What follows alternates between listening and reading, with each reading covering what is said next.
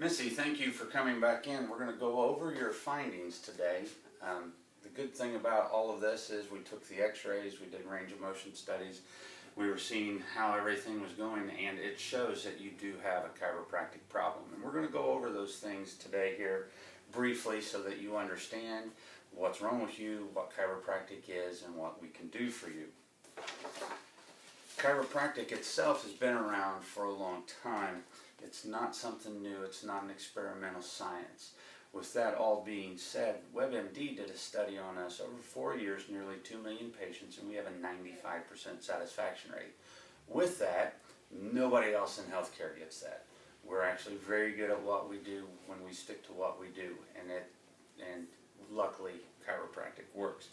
And don't forget that as you start to feel better, the sooner that you get people in, like your children and your grandchildren, the better off and the better quality of life that they will have.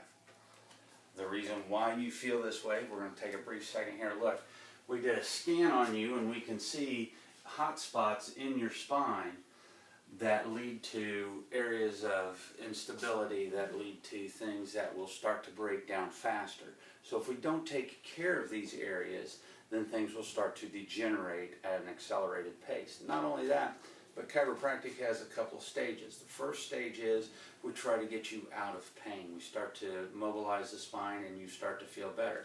The second part of this is we continue to adjust you even when you're not feeling the pain. It's kind of like dentistry, why you brush and floss your teeth before you have cavities, so that you can build in, you can do something wrong and you don't hurt all the time.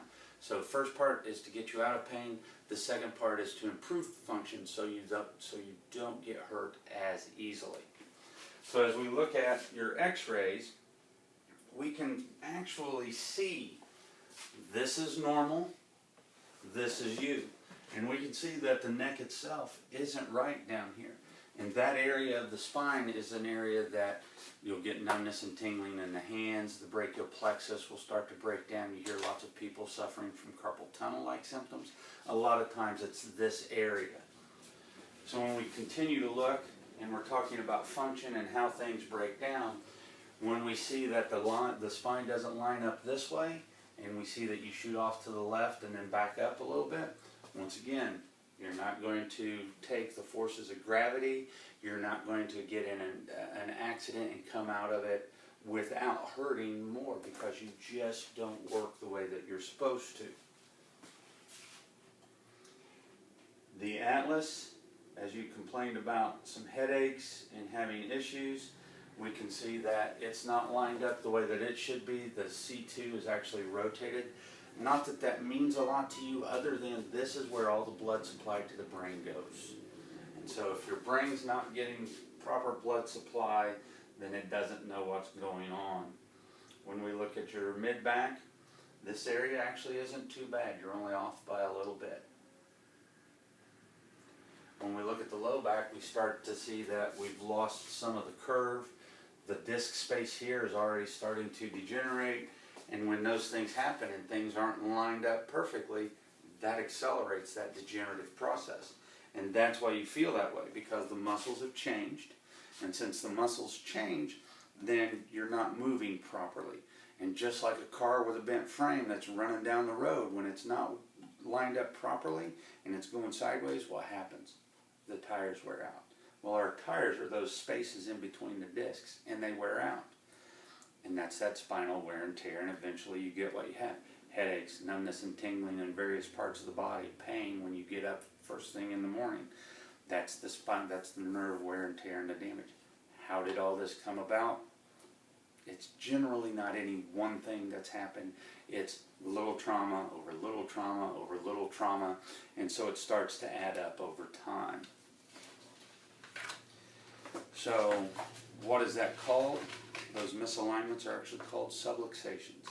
And since they're not lined up, the message to the body is not getting where it needs to be, and the message isn't getting from the body back up to the brain to tell the brain what's going on.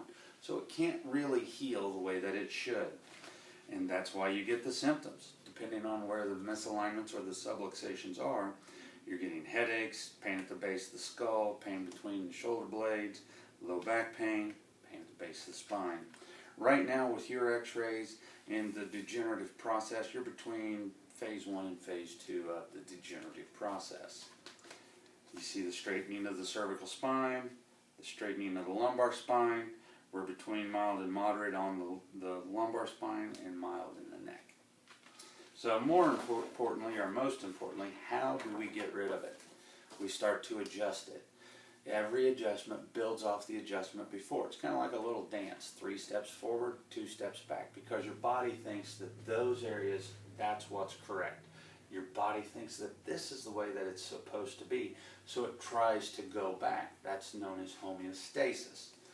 So every adjustment breaks down a little bit of scar tissue, moves us a little bit closer to where we need to be, and then the body says, hey, wait a minute, let's go back. And then we go a little bit farther and not back as far. So you'll notice as you get adjusted, you feel good. You may feel good for an hour, a day, however long that it is. But eventually it's probably going to come back in on you if we don't stay on top of it. So we have 3 stages of care. Stage 1 is the pain relief phase. Then we go into rehab. And then last but not least, just like you change the oil on your car, just like you change it and rotate the tires, you need to take care of yourself because you are more important than your car. Stage 1, we go daily for that first couple of weeks because we don't want to allow that scar tissue to come back up. We don't want to allow the body to move back into this phase where it was there. And so as we continue to reinforce that, it stays. And by the end of that 2 weeks, you're feeling pretty good. Don't stop there, because if you do stop there, your chances of going out, if you have a fall or doing something, then at that point in time, what's going to happen to you is you have a chance of actually making it worse. You need to strengthen it, and that's why we go into rehab. 3 times a week for the next 6 to 8 weeks. We'll be doing exams in there. We don't want you coming in more than you should be. And as you can tell, we're busy enough. We don't need to have more people in here than we need to at any one point in time. With that being said, once we do the final exam, we take the last set of x-rays, we compare to see how you've done, we move you to wellness. And wellness is just like changing the oil on the car. We take care of you, we keep you moving, we keep you free, and if you do something, then we can be on top of it right away. Now with that all being said, I do highly recommend a cervical pillow for the neck because of the way you've lost the curve. And then last but not least, we do have 2 classes that I require all of my new patients to go to. It's very important. The classes are given on Mondays or Wednesdays. You get a pick. We'll wait a few times until you're feeling a little bit better, and then that'll make a little more sense to you. With that all being said, Missy will schedule you that at the front desk. And do you have any questions?